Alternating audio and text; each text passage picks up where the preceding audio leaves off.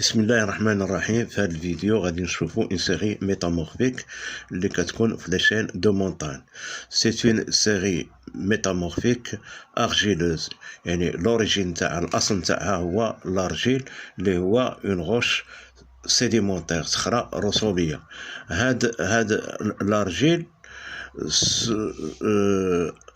sous la pression et la température, il va changer, il va faire le métamorphisme. On sait que le métamorphisme se fait à l'état solide. Donc, il se transforme. Des minéraux disparaissent et d'autres apparaissent. Donc, on voit le schiste, le micaschiste et le gneiss. Donc, le passage du schiste vers le micaschiste au gneiss, c'est une série métamorphique qui ont le même origine, c'est l'argile, c'est une roche sédimentaire, même origine.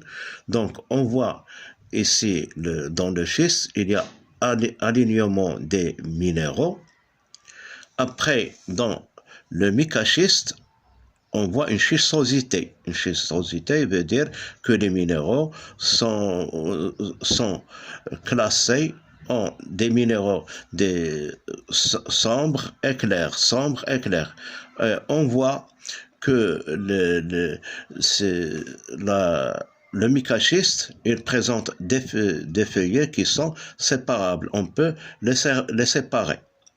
Après, il vient le gneiss. Le gneiss, on voit, le gneiss, c'est une roche qui est compacte. On voit des feuilles qui sont claires et d'autres qui sont sombres. Des feuilles claires et des feuilles sombres. Les sombres sont ici, contiennent le mica noir, et les clairs contiennent le quartz et le silicate d'alumine.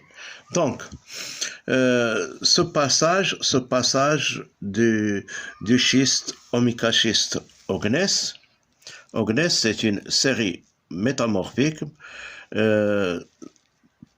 qui est due aux fortes pressions et températures qui sont exercées par les chaînes de montagne au moment du rapprochement des deux continents quand ils s'affrontent dans les chaînes de montagne.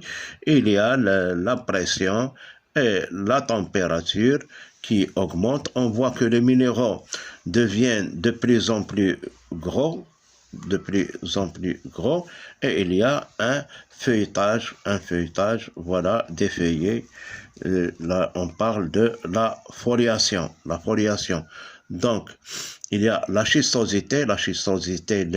Les feuillets peuvent être séparés, et dans la foliation, ils ne peuvent pas être séparés. C'est le gneiss qui est une roche compacte.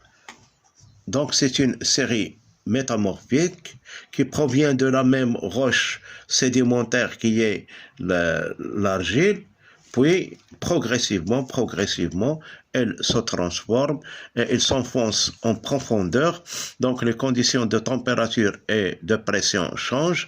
Donc il y aura des métamorphismes de plus en plus avancés. Les cristaux deviennent de plus en plus gros et le feuilletage aussi. On arrive au gneiss. C'est la fin du métamorphisme de cette série. Après le gneiss, il va venir le migmatite, mais le migmatite n'entre pas dans les roches métamorphiques. Cette série métamorphique débute du schiste jusqu'au gneiss. Même l'argile, qui est l'origine, n'entre pas dans cette série. Aussi, le migmatite n'entre pas. Donc, il est limité par le schiste et le gneiss. Merci.